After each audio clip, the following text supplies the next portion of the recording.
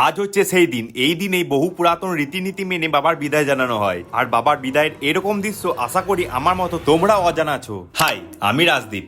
আগের ভিডিওতে তোমাদের জীববান চড়কে কিছু অপূর্ব দৃশ্য দেখাতে পেরে অনেক খুশি হয়েছি। এই মেটেলা গ্রামে বাবা ধর্মরাজের পুজো অনুষ্ঠিত হয়। আর এই মেটেলা গ্রামের পার্শ্ববর্তী গ্রাম বক্কেশ্বরে আমার বাড়ি, তাই ছোট থেকেই বাবার পুজো দেখে আসছি। আর কতটা জাঁকজমক ভাবে হয় সেটা তো তোমাদের আগের ভিডিওতে দেখিয়েছি। তো দিনটা ছিল মে মাসের 3 তারিখ। বাবার বিদায়ের আগে সব ভক্ত ছোট থেকে বড় সবাই নিজের গায়ে তেল মাখে। আর তার সাথে যেই গাছটিতে চড়ক হয়, মানে যেই গাছটিতে ভক্তদের ঘোরানো হয়, সেই গাছটিকেও তেল মাখানো হয়। আর তারপর এটিকে পুকুরে বিসর্জন দেওয়া হয়। আবার সেই 1 বছর পর গাছটিকে তোলা হবে। এই 1 বছর গাছটি জলের ভেতরেই থাকবে। আর সারা বছরের মধ্যে এই গাছটি মাটিতে 1 দিন থেকে 2 দিন থাকে। আবার এটাও শোনা যায় বিসর্জন দেওয়ার পর গাছটিকে আর খুঁজে পাওয়া যায় না। সেই আবার পরের বছর ধর্মরাজ পুজোর সময় গাছটির দেখা পাওয়া যায়। আর এই দিকে দেখো, এটা হচ্ছে সেই দাগ যেটা কিনা চড়কের সময় ভক্তদের পিঠে বর্ষি গাঁথা হয়েছিল। মনের মধ্যে বাবার জন্য ভালোবাসা আর ভক্তি থাকলে এর ব্যথাও সামান্য মনে হয়। আর তারপর সব ভক্তের গায়ে তেল মাখা হয়ে যাওয়ার পর সব ভক্তরা মিলে বাবার মন্দিরে পরিক্রমা করে। বাবার বিসর্জনও বড় থেকে ছোট সবাই মেতে ওঠে।